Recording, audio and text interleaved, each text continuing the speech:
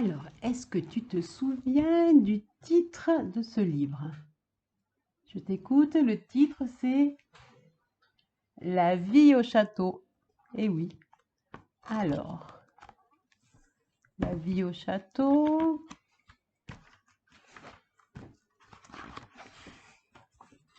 Au tout début de l'histoire, on te demande si tu as déjà été dans un château en ruine. Ça veut dire quoi un château en ruine? Ça veut dire que c'est un vieux château qui est un peu démoli. On le voit là sur l'image. Il manque des pierres, les murs sont cassés. Il y en a pas loin de Cordes des châteaux en ruine. Il y a le château de Penne, le château de Najac. Peut-être tu as déjà été les visiter, je ne sais pas. Mais il y a très longtemps, le château, il n'était pas en ruine. Le château, il venait d'être construit. Il était bien solide, tout neuf. Et il y avait beaucoup de monde qui vivait dans ce château. Alors, est-ce que tu sais qui est ce monsieur-là et la dame à côté? On en a parlé dans l'histoire. Oui, c'est le roi et la reine. Et dans le château vivent aussi des chevaliers. Bravo. Et puis ici, tout à l'heure, on a dit que c'était des dames d'honneur. Ensuite, qu'est-ce qu'on voit dans ce château? Là, on est à l'intérieur. Il y a un cheval, des poules, il y a plein d'animaux dans ce château. Et ce monsieur-là, je ne sais pas si tu as entendu, comment il s'appelle? C'est le forgeron. Le forgeron, il fabrique des outils en fer. Là, il est en train de fabriquer je ne sais pas quoi. Et puis aussi, il met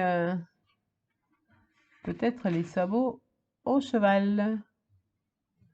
Ici, on a peut-être les cuisiniers qui vont à la cuisine avec la marmite, des choses dans un plateau. Ce sont les cuisiniers. Et là, devant la porte, des gardes. Vous reconnaissez la porte? On dirait la porte qu'il y a à Cordes. Il y a plusieurs portes à Cordes. Parce que Cordes, avant, c'était construit comme un château. Avec des remparts et des portes pour protéger le village. Alors, à l'intérieur du château, nous avons toujours le roi. Et il est assis sur son trône. Oui, ça s'appelle le trône. Ici, on voit un chevalier qui arrive. Et ce petit garçon qui voudrait bien devenir un chevalier quand il sera plus grand. Alors, en attendant, il s'entraîne sur son cheval de bois. Ça, vous savez comment ça s'appelle? Une épée. Et ça, c'est un bouclier.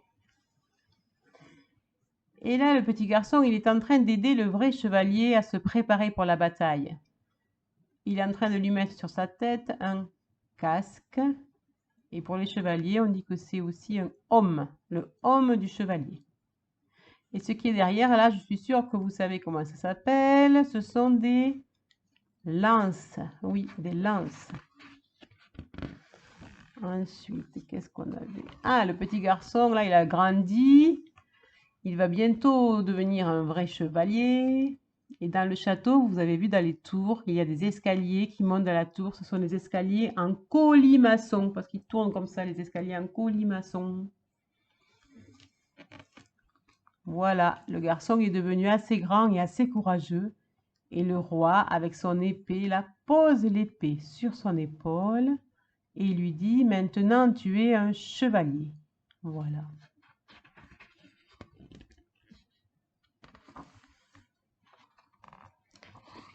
Et du coup, le chevalier, avec ses copains chevaliers, ils doivent garder le château. C'est eux qui sont chargés de la sécurité du royaume, du château.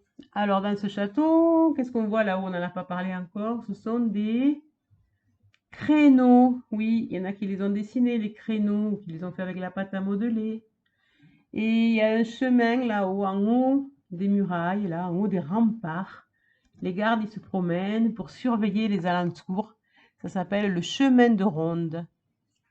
Et en haut des tours aussi, il y a des créneaux et des gardes qui surveillent. Tout autour du château, il y a de l'eau, comme un grand fossé d'eau. On dit que c'est des douves. Ça s'appelle des douves. Et ça, c'est le pont-levis. Le pont-levis, on le remonte pour fermer la porte là du château. Et quand on veut l'ouvrir pour que les gens puissent rentrer, hop, on le descend comme ça et on peut rentrer. Mais quand les ennemis arrivent, on le ferme et les ennemis ne peuvent pas passer.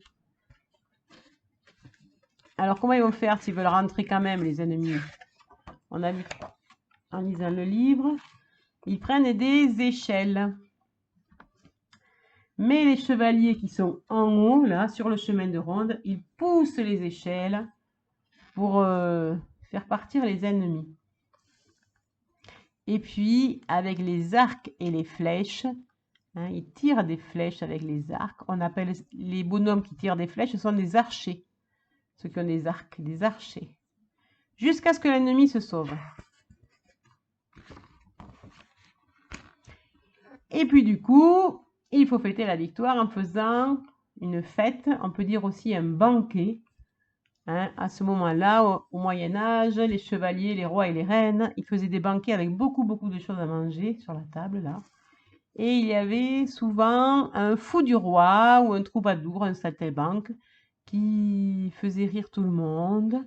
Là, le fou du roi, il fait des grimaces, mais des fois, il peut jongler.